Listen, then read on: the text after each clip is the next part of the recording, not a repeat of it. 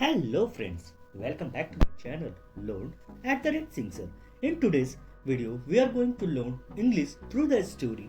In that one, the story is about the proud rose.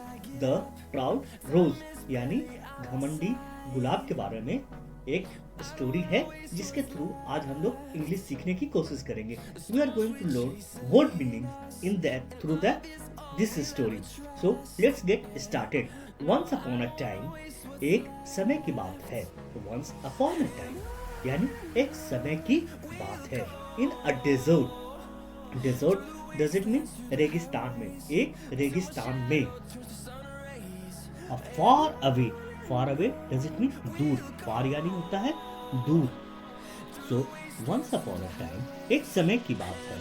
In a desert, एक रेगिस्तान में. Far away दूर कहीं एक गुलाब था. देयर वॉज अ रोज, वहां एक गुलाब था. हु वॉज सो प्राउड, उसे प्राउड ऑफ हर ब्यूटीफुल, अपनी खूबसूरती पर उसे बहुत गर्व था. ब्यूटीफुल लुक, ब्यूटीफुल यानी होता है सुंदर और लुक यानी दिखना. उसको अपने सुंदरता पर यानी सुंदर दिखने पर बहुत गर्व था. हर ओनली कंप्लेंट, कंप्लेंट यानी होती है शिकायत. उसकी सिर्फ एक ही शिकायत थी कि वो ही वो उसकी सिर्फ एक ही शिकायत थी. Was growing next to an ugly cactus. वो किसके बगल में बढ़ रही थी? वो एक बदसूरत कैक्टस के बगल में बढ़ रही थी. यही सिर्फ उसकी एक शिकायत थी. Now look at the next. What is going to happen?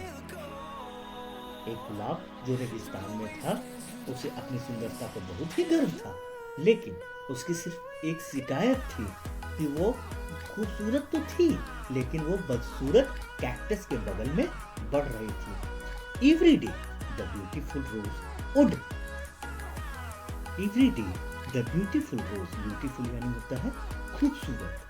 रोज जो है वो गुलाब would insult the mock and mock to the cactus. हर दिन, every day का होता है प्रत्येक दिन. the beautiful rose, जो खूबसूरत रोज थी, would insult and mock the cactus on his looks, और उसे भला बुरा कहना यानी भला बुरा कहना, कैक्टस का अपमान करती थी और उसके लुक्स और उसका मजाक उड़ाती थी. लुक्स पर और उसका मजाक उड़ाती थी. All while the cactus remind quite, remind यानी फिर से यानी स्थिर रहता था. फिर भी कैक्टस उसे कुछ नहीं बोलता था और चुप, क्वाइट यानी चुप रहता था. जबकि कैक्टस चुप रहता था.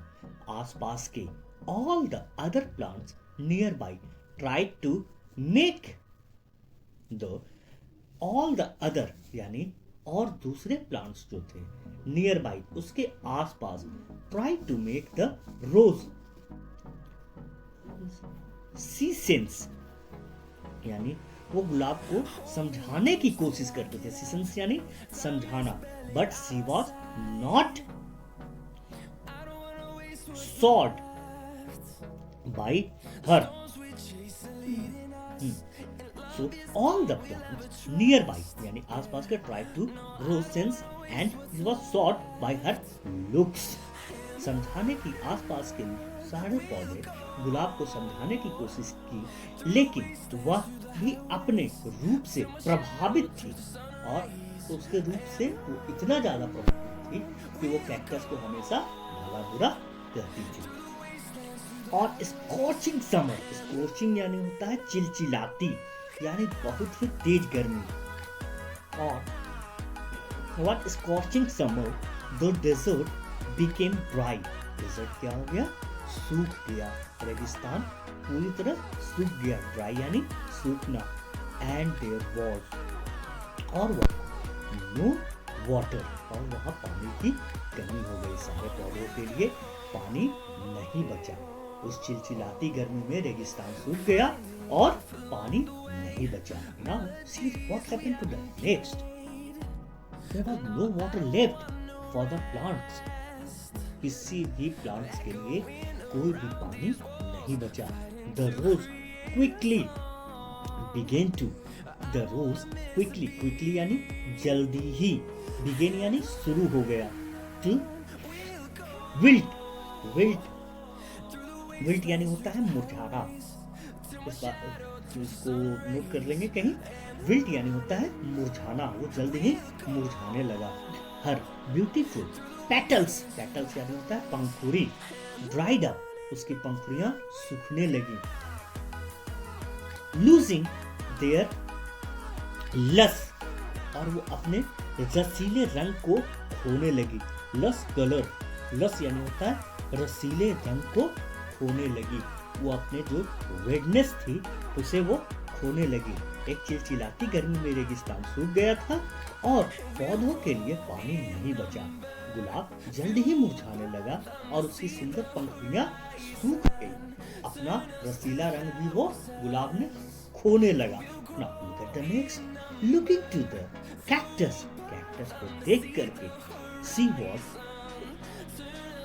she was a sparrow dip his beak into the cactus. Cactus की ओर देखते हुए, इस कौन देखा कैक्टस की ओर? The rose, which were so proudly, उसने कैक्टस को देखा and saw a sparrow dip his beak into the cactus to drink some water. कुछ पानी पीने के लिए अपनी चोंच को कैक्टस में डुबा रही थी। कौन? एक गौरैया। स्पैरो यानी होता है गौरैया। ये चीज कौन देख रहा था? ये चीज देख रहा था रोज। नाउ थ्रू असेम्ड, असेम्ड यानी होता है शर्म होना, शर्मिंदा होना। The rose asked the cactus, शर्मिंदा होते हुए भी गुलाब ने कैक्टस से पूछा कि क्या उसे पानी मिल सकता है, कि क्या if she could have some water, क्या उसे कुछ पानी मिल सकता है। कुड हैव का मतलब होता है पूछना या परमिशन लेना। Water.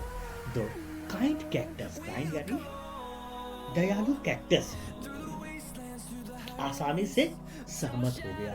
Readily agree, the kind, kind यानी होता है दयालु, कैक्टस रेडली एग्री, रेडली यानी जल्दी से, तैयार हो गया यानी एग्री हो गया। हेल्पिंग देम, उसकी मदद करने के लिए। तो गुलाब उसकी भला बुरा कहती थी तो भी कैक्टस उसके लिए पानी देने के लिए सहमत हो गया। Then both through the tough summer, tough summer यानी होता है इस चिलचिलाती गर्मी में भी कैक्टस पानी देने के लिए सहमत हो गया और दोनों कठिन गर्मी के माध्यम से दोस्तों के रूप में मदद के लिए तैयार हो गए। एज अ फ्रेंड, एक दूसरे की मदद के लिए तैयार हो गए। द मोरल इज दैट कि इससे कहानी से आपको क्या सीख मिली? इस कहानी से यही सीख मिलती है कि नेवर जज, कभी भी किसी को जज नहीं करना चाहिए। एनीवन, किसी को, किसके बारे में भाई?